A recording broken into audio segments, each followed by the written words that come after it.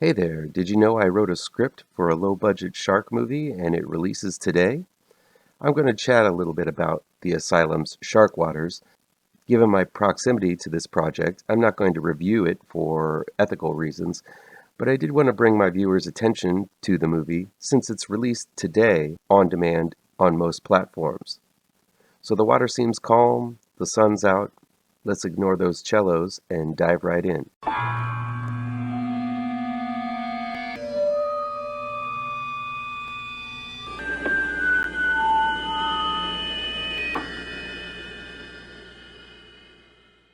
Welcome back to ML Miller Frights. I'm ML Miller. Before we begin, please do me a favor and punch that like button down below. Share this video with all of your social media addicted pals. Click subscribe to this channel and ring that bell for notifications. Before I begin, I wanted to give a shout out to another new shark movie from the Asylum streaming on Tubi called Shark Side of the Moon. It's tonally as different as it comes from my Shark Waters, but it stands out as having the best title for a shark movie I've seen in a while. I can't wait to watch it. Shark Side of the Moon was written by two really good friends of mine, Ryan Ebert and Anna Rasmussen. Not only are these two some very savvy and funny writers, but they have delivered an over-the-top and batshit crazy film. Be sure to check out Shark Side of the Moon this weekend, streaming exclusively on Tubi. Shark Waters is new in select theaters, on demand, and digital download from the Asylum. It's directed by Jadon Cal and written by me, ML Miller. Yay.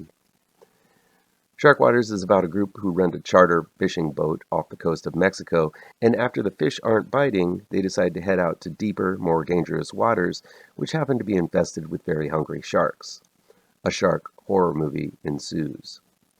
Last winter, I was asked if I might be interested in writing a script for a shark film for the Asylum, best known for their campy Sharknado series. I'd never written a script for a feature film before. I've only written scripts for comics, which, while similar, are a different medium and a completely different format. Still, I promised myself long ago never to say no to opportunity, so I agreed to give them a pitch.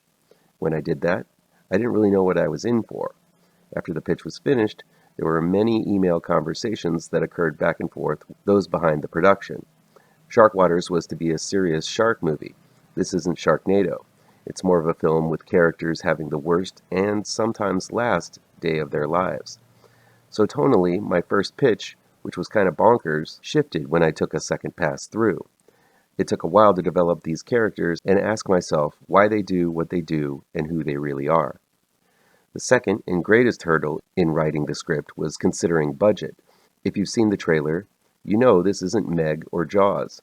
Hell, it's made on a fraction of Sharknado's budget.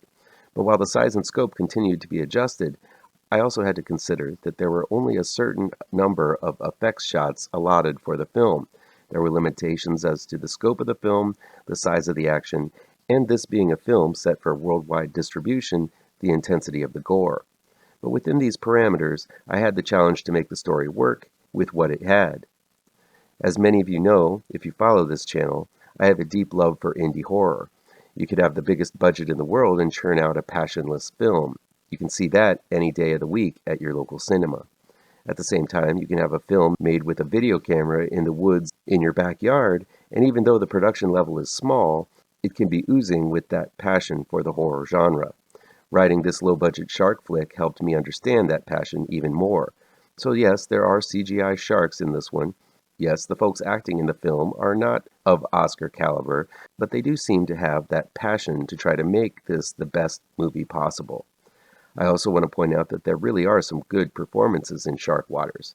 Megan Carrasquillo, I feel, is a rising young star and really carries the film as Lucia, our spunky heroine who has been fishing all of her life but never encountered ones so vicious as these sharks.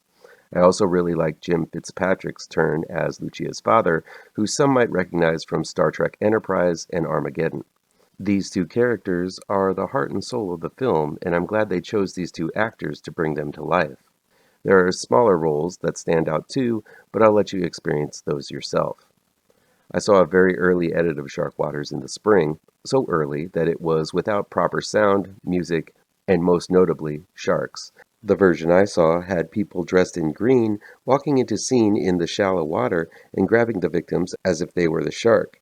Seeing this play out was the funniest thing I've seen in a long time, and part of me simply wants to see a movie made that way, without CG, and have the villain be a green screen guy acting like a threat and trying not to get kicked in the head by the panicking actress. Seeing the film in this state was terrifying, as it was simply the film unedited and unglamorized with movie magic. But still, I was quite dazzled that it was my words coming out of these actors' mouths. Sharkwaters is a lo-fi shark flick. There's a lot of those, and now I've written one of them to add to the mix. While I can't speak for the rest of the film and actors, who seem to have put their all into this production despite the low budget, I can speak for the script, which I put a lot into myself. I've seen too many shark films to count, and tried my best to put into Sharkwaters things that I haven't seen in a shark movie before, and a lot of them wound up in the film itself. So give this little movie a look-see if you're interested, and take careful consideration of the script, characters, and story. That's all me. This won't be the last film I write. I just did the contract for a film with a much bigger budget, so expect news about that early next spring. This doesn't mean I'll stop reviewing horror films or stop doing comics, but it does mean that my appreciation for the behind-the-scenes stuff, from the inkling of an idea to final processing, has deepened, especially in films. Thanks a lot for your time, and I hope you enjoy Sharkwaters.